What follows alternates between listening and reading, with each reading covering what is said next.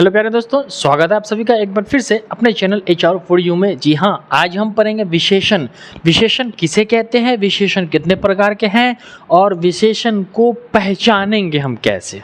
तो सबसे पहले हम जानते हैं कि विशेषण हम किसे कहते हैं। देखिए, तो जो शब्द किसी संज्ञा या सर्वनाम की विशेषता बताता हो उसे हम विशेषण कहते हैं। यानी कि संज्ञा आप पढ़ चुके हो, सर्वनाम आप पढ़ चुके हो, तो जो शब्द संज्ञा अथवा सर्वनाम दोनों की विशेषता को बता दे, उसके बारे में बता दे कि वो क्या है, वो कैसा है, उसे हम क्या बोलते हैं, विशेषण कहते हैं। क्लियर है कॉन्सेप्ट। देखिए, जैसे काला, तो काली गाय, तो गाय हो गई संज्ञा और काला जो हो गया विशेषण, क्योंकि गाय के बारे में बता रहा है कैसी गाय, तो काली गाय।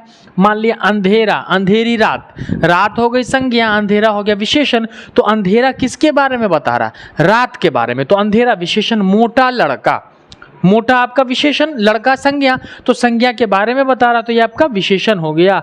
महान व्यक्ति, तो महान आपका क्या हो गया, महान विशेषण और व्यक्ति संज्ञा।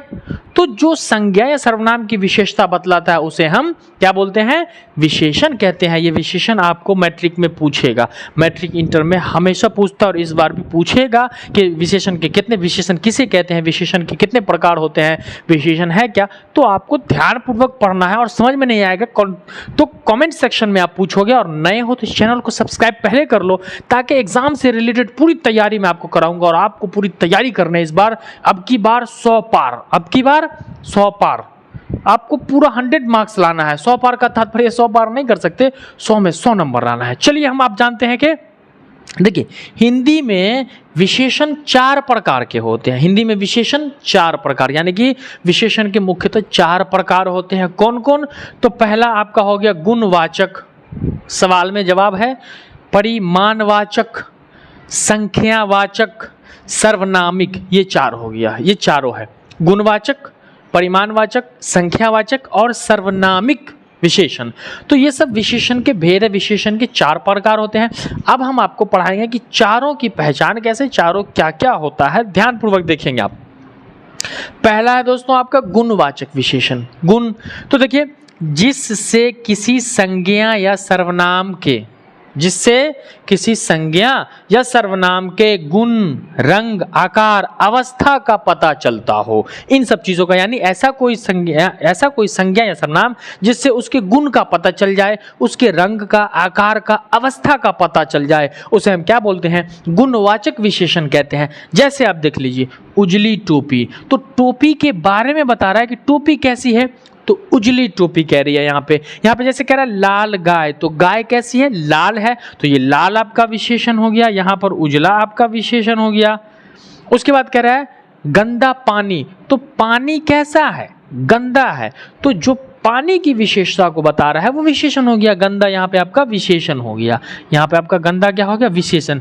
तो जो गुणवाचक का ध्यान से आप देख लीजिए, गुण यानी जो किसी के गुण को बता दे, रंग भी बता दे, आकार भी बता दे और अवस्था को भी बता दे, तो इनको हम क्या बोलते हैं, गुणवाचक विशेषण कहते हैं। क्लियर कॉन्सेप्ट पहला एकदम। अगला देखते हैं हम, परिमाणवाचक। परिमाणवाचक यानी मात्रावाचक हम इसको कहेंगे, जिससे किसी वस्तु की माप तौल का बोध हो, यानी जिस विशेषण से किसी वस्तु के मापने तौलने का बोध हो उसे हम परिमाणवाचक कहते हैं। ध्यान से याद रखना, परिणाम नहीं, परिमाणवाचक। जैसे थोड़ा चावल, अब हम चावल को तौले तो चावल को तो या तो हम थोड़ा कहेंगे या 1 kg कहेंगे, क्योंकि इन चीजों को हम तौल सकते हैं। तो थोड़ा चावल, कुछ यानी कि कुछ पैसा।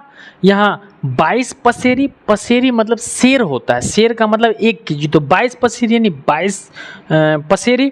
पसेरी 5 kg को कहते हैं, 5 यानी पसेरी 1 kg, 1 शेर को कहते हैं, तो 22 पसेरी। उसके बाद कह रहा है बहुत, तो ये क्या हो गया आपका परिमाणवाचक संख्या, यानी थोड़ा। इन सब चीज़ों के, थोड़ा को भी, कुछ को, 22 पसेरी को, बहुत को, इन सब चीज़ों को हम या तो माप सकते हैं या तौल सकते हैं। तो मापने अथवा तौलने की विधि को हम क्या बोलते हैं, परिमाणवाचक।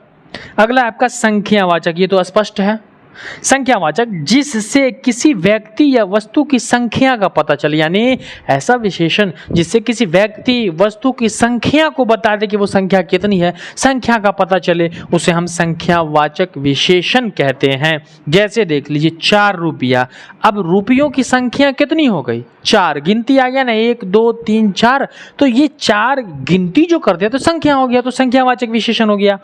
30 दिन, दिन संज्ञा, 30 काउंटिंग बता रहा है, दिन कितना, तो 30 दिन, तो ये देखो आप 30 जो है वो दिन की गिनती को बता रहा है, संख्या को बता रहा है ना, तो ये संख्यावाचक हो गया।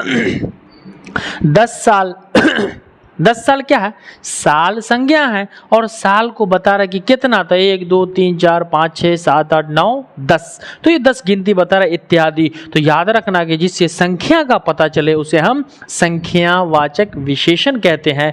वो किसी भी संख्या के बारे में बताएगा। 10 कुर्सी, तो कुर्सी की संख्या बता रहा है। 500 लोग, तो 500 लोगों की संख्या को बता रहा है, लोगों की 500, तो संख्यावाचक विशेषण हो गया। अगला है आपका सर्वनामिक विशेषण। सर्वनामिक, देखिए किसी संज्ञा से पहले आने वाले सर्वनाम को हम सर्वनामिक विशेषण कहते हैं, यानी किसी संज्ञा के पहले आने वाले सर्वनाम तो अधिकांश पहले ही आते हैं, लेकिन किसी संज्ञा के पहले आने वाले सर्वनाम को हम सर्वनामिक विशेषण कहते हैं। यानी जैसे कौन लड़का, तो कौन जो हो गया आपका ये सर्वनामिक विशेषण हो गया, क्योंकि लड़का के बारे में बता रहा है, ये लड़का आपका संज्ञा है और ये कौन आपका सर्वनामिक विशेषण हो गया। किसी यहाँ जैसे कोई किताब, कोई, तो कोई आपका क्या हो गया, कोई जो हो गया वो आपका सर्वनामिक विशेषण हो गया। जैसे यह लड़का, वह लड़का, यह वह इत्यादि, ये सब आपका सर्वनामिक विशेषण हो गया, क्योंकि ये संज्ञा के पहले आ रहा है, तो इसे हम सर्वनामिक विशेषण के नाम से जानेंगे। तो ये आपका विशेषण पूरा कंप्लीट हो गया।